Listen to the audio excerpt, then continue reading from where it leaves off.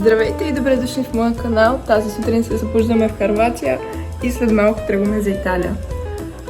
Вчера рано сутринта тръгнахме от София и пътувахме цял ден, като минахме през Сърбия.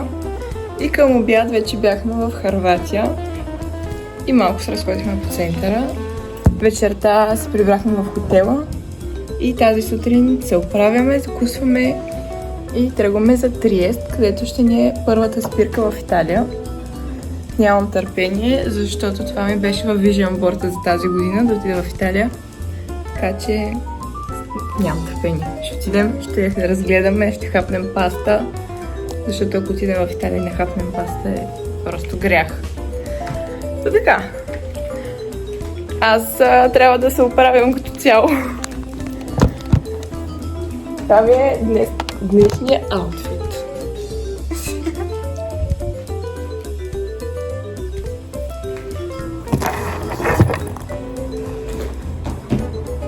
Куфър е събран, всичко е взето, така че тръгваме от стаята. Нищо не съм забравила, уж, освен мозъка си, но да, тръгваме. Тук всичко е взето.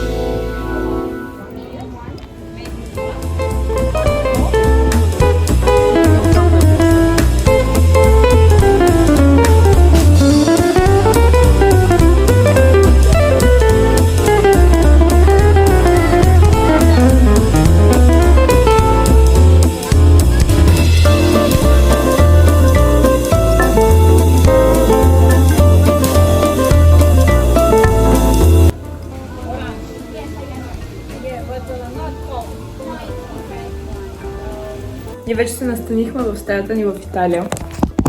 И преди да дойдем, минахме покрай един аутлет. И си напазарувахме. Цените са много по-добри от България като цяло. Буквално чантата, която си взех, е 130 лева по-евтина тук, отколкото в България. Както и маратонките. Буквално 150 лева по-евтини, отколкото са в България, което е абсолютно прекрасно. Защото в България са 370 лева, а аз ги взех за 100 евро. Така че офертата е голяма. Сега ще ви покажа какви магнити си взехме от Хърватия. Втора вечер, в която гледаме европейското и отбора, който играе, и ние сме в същата държава. Вчера гледахме как Хърватия играе в Хърватия. Днес гледаме италианците в Италия. Бяхме в музея на разбитите сърца. И това са ни билетите. Си ги запазих, защото са много сладурски. И една пощенска картичка пак там. Взех една пощенска картичка за Биби, защото тя много обича такива и си ги колекционира. И миналия път я бях взела от Будапеща, сега взех от Хърватия да си има. Едно магнитче днеска от Триест. Там не бяхме взели много сувенири, защото нямаше и толкова време. Това ми е любимия магнит в Хърватия. Много е як. Просто това беше първото нещо, което видях, като влязохме в магазина. И е брутален. Буквално е много, много як. Гледайте какво прави. Цак. Така. Взехме още магнити. В смисъл, ние много обичаме магнити. Това е по-стандартно такова. Обикновено магнитче. И една вратовръзка, тъй като не знаех, че Хърватия е държавата на вратовръзките, че там са измислени. Вчера разбрах. И навсякъде има вратовръзки. Пред почти всеки магазин за дрехи. И това е много красиво. Такива сърчица имаше навсякъде. Като някакви бисквитки ли са, не знам. На много места ги имаше, в много магазини. И за колекцията ми, тъй като аз събирам чашки за шотове. Това ми е вече 6-та или 7-ма чашка, така че колекцията ми расте. Утре ще си вземем магнити от Верона. И други ден сме в Венеция, така че ще показвам. Добро утро! Добре дошли във втория ден в Италия. Управете се с мен за днес. В момента часът е 8 часа. И се оправям за закуска и след това тръгваме към Верона. Всички други вече са готови. Но аз не съм от хората, които стават рано. Просто не мога да стана рано. Няма да слагам фончета, в момента съм само с основа за грим, защото е много жега и просто всичко ще потече. Аз лятото не обичам да слагам много грим, така че нещо по-лекинко, за да не доставя дискомфорт през деня, тъй като цял ден ще съм с този грим. Слагаме руж. Това ми е любимата част. Днес ще посетим къща на Жулиета. И ще се разходим в града.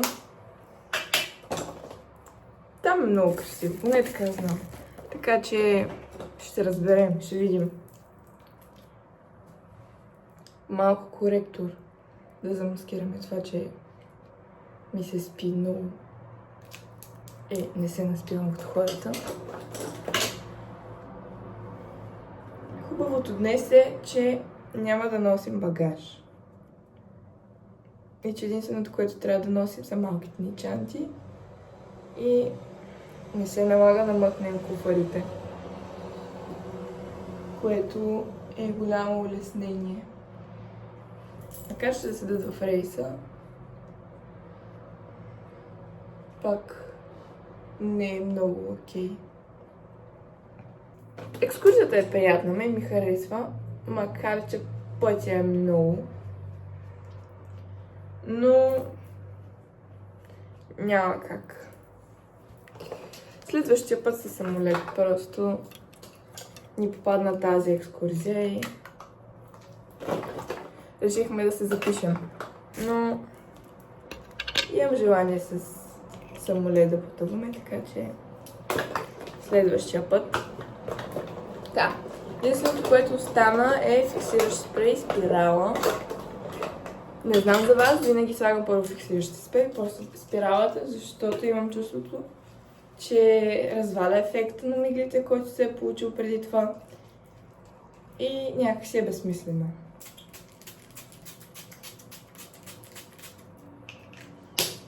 Чакаме го да изсъхне и през това време слагаме спирала.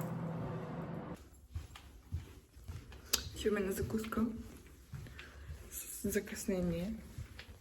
Тя започна в 7. Сега е 8:20. Но по-добре късно, отколкото никога. Доколкото разбрах, нямам много избор на закуска, но ще хапнем се нещо.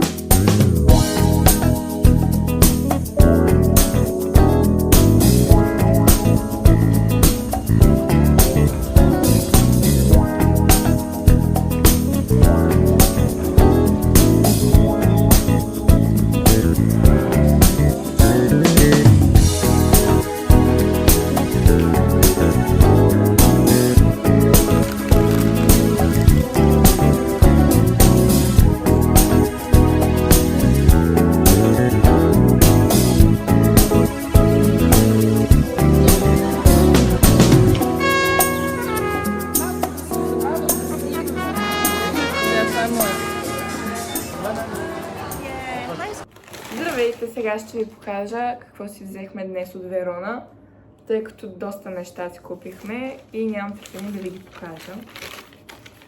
Влязохме в Кико. Просто аз се бях решила, че щом сме дошли в Италия, трябва да влезем в Кико, тъй като тук има доста повече разнообразие от българските магазини, поне така забелязах днес. Първото нещо е гланц. Просто обожавам тяхните гланци, те са уникални. И много ми хареса двойния. Аз имам обикновен 17 номер. Той е супер универсален, на всички им отива. Така че тогава заложих на него като най-сигурния вариант. Днес нещо по-различно. Това е 119. След малко ще го тестваме. В магазина доста ми хареса като цвят. Следващото нещо е този хайлайтър. Просто доста време го бях гледала. И когато го видях в магазина, се влюбих наистина. Той освен за лице става и за тяло. Така че сега за лятото е идеален.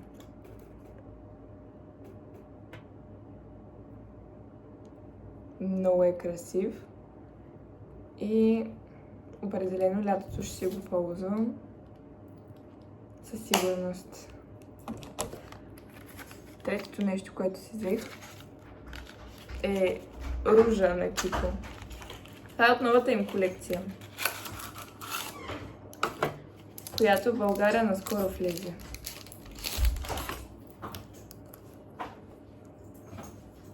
Имах нужда от нов руж, тъй като му е много стар.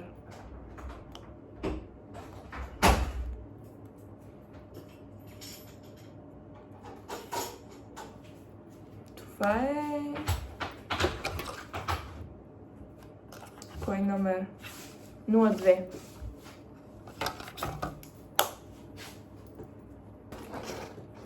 Така. Мисля, че се досещате кой магазин са тези пликове. Беше ми мечта да вляза в физически магазин на Victoria's Secret, тъй като в България никога не съм влизала. И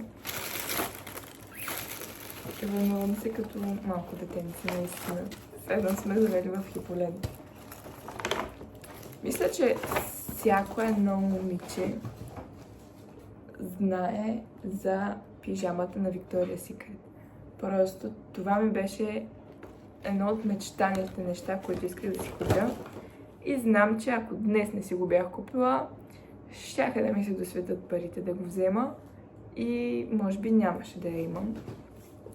Но днес реших, че щом съм там и имам моя размер, трябва да си я взема. Аз сега си правя ремонт в стаята и ми трябваше нова пижама, защото ще имам ново легло, нови чершафи. Просто да ми е новичко и хубаво. Като цяло аз не обичам да нося пижами и нямам, но ето. Просто това ми беше мечтаната пижама, така че сега заедно с вас ще отворим. Още не съм я пробвала, наистина не знам как ми седи.